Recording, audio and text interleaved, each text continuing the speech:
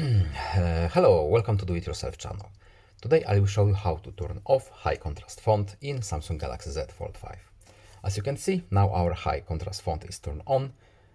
We have white frame over our black letters, and here we have black frame over our white letters. So to turn it off, we have to go to settings, then in accessibility functions, here we have visibility enhancements, and our high contrast fonts is here.